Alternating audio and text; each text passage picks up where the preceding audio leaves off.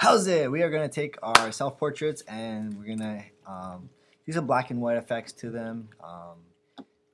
First of all, we're going to drag in your original photograph into Photoshop and have a couple examples that they said I could use. So I'm going to start with this one. So Command A, Command C, Command N is in Nancy. We're going to change this into inches and we're going to go 6 inches wide, 4 inches high, resolution 200, guys. We gotta go 200. Command V to paste. Now it's gonna get really big, so zoom out and then hit Command T to transform. Hold on the Shift key and go ahead and resize it in the top left corner and basically just make it fill in just about the whole size. Now hit Command R for the ruler and you'll notice that the ruler will show on the left side. Click on that anywhere in that ruler and drag that out to the 3-inch mark. Okay, right at 3 inch. And now we're gonna basically be working on that side. Okay, so basically the photograph is only gonna be this side. We're gonna ignore this side because when we print it, we're just gonna crop it right off. So what we're going to do is hit Command T again to transform and hold on the Shift key and basically just make sure your image fills in the space. Okay, so don't have a lot of gaps. You know, just fill it in and hopefully it's clear. And if it's not clear yet, it will be when you hit Enter. If you have the original photograph size and it's large enough. Again, don't just get like a screenshot of it. Okay, so this one fills it in pretty well. So I'm going to go ahead, hit Enter. It refines it a little bit better. And now I'm going to start my adjustments. Now I always like to start with my adjustments. Actually, I'm going to do a color adjustment. Actually, go ahead and hit the black and just choose any light color that you like. We're not really going to use it, but we're going to go to the adjustments layer. And it looks like a half moon, and you're going to go scroll down to gradient map. And if you do gradient map, it has a really cool looking gradient map that you could do some cool stuff to. I'm going to undo that and hit D as in doggy, and you'll notice it changed my color from blue to black. Now I'm going to hit that half moon adjustments layer, and I'm going to click on gradient map again, and now you notice it's more black and white. If you unhide the layer, you'll notice it's black and white, and if I go to Window and Adjustments, you'll have an adjustments layer that came up. So if I double click on that, you'll see I have some different options here. And I'm actually going to bring in the black and the white a little bit on the edge here, and that basically is going to limit the amount of black and white on both ends, so it's more extreme. Next, what I'm going to do is I always like to do the curves, so I do another adjustments layer, and we're going to go to curves, hit the finger pointing up, and again I usually like to make my lights lighter and my darks darker, and then just adjust it according to what you think is best for the image according to the lighting that you have available. Next, after we do our curves adjustments, we're going to come in here and touch up the face a little bit. So if I zoom in here on the face, okay, now this one doesn't really have any much blemishes, but if you're tired and there's like sags under your eyes, or let's say you have like a spot here from like that like ketchup from a hot dog you ate at lunch, we're going to go in here, create a new layer, copy layer 1 and create a new layer. So call layer 1 original. We don't want to touch that original. We're going to lock that original layer. And then put layer 1 and we're going to call this touch up. You just put it as one word to keep it simple.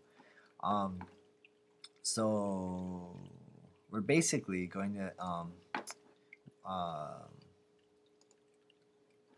get rid of these little blemishes right here on the touch-up layer. So if you go here to our healing tools, okay, you have spot healing. So if you click on spot healing, it's basically going to get rid of it. Don't make your brush too big, so if you have like little spots or things that you don't want, just go ahead and click on those things.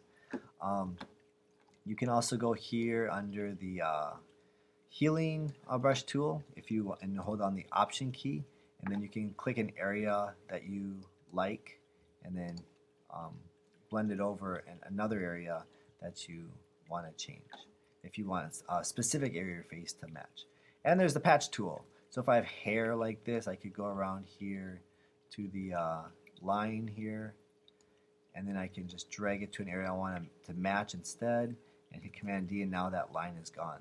So I can go ahead and do that to different areas, and just get rid of little things I want to get rid of. So if there's little wrinkles here, I can get rid of those.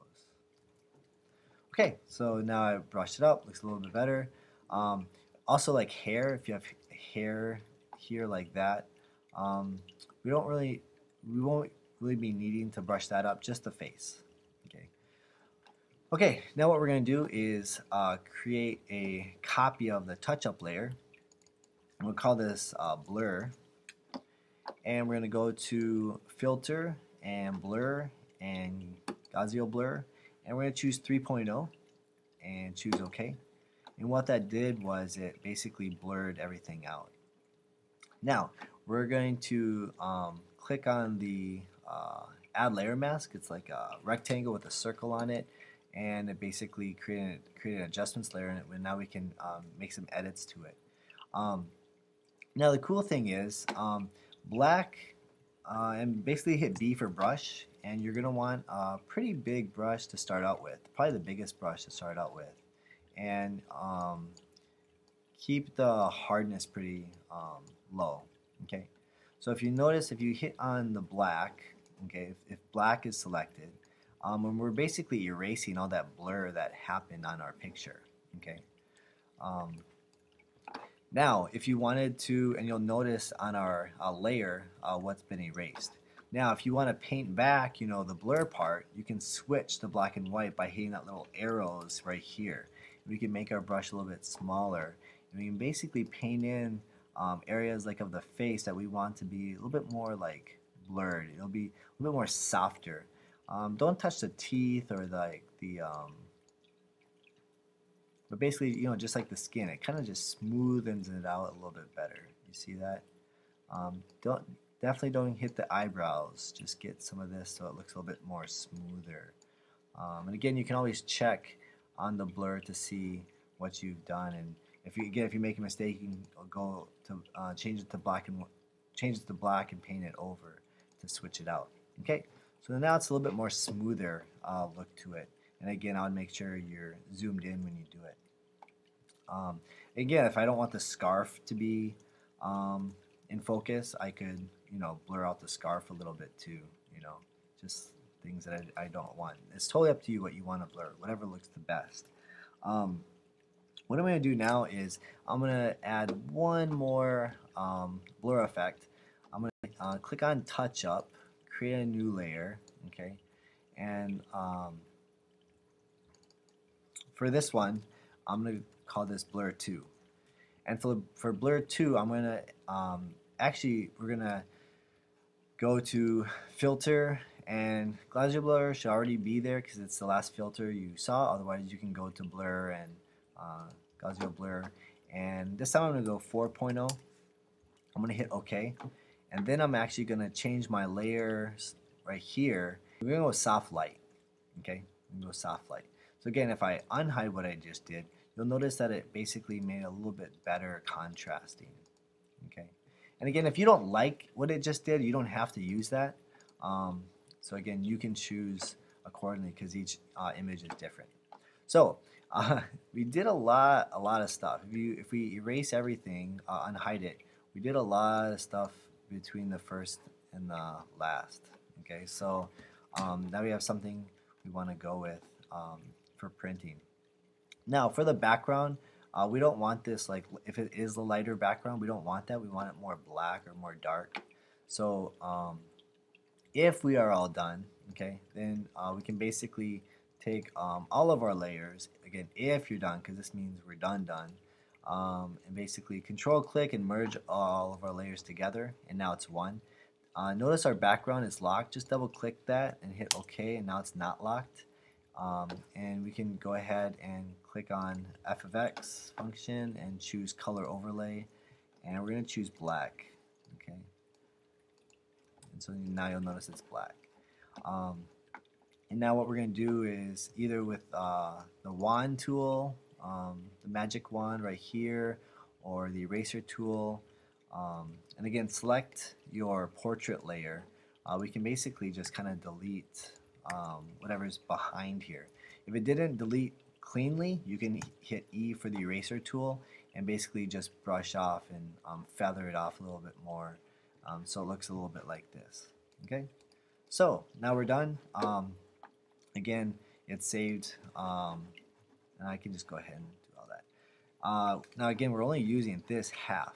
Okay, so what we're going to do is save it and just check the directions on how to save accordingly and how you use it. So those are Glamor shots, so good luck on that.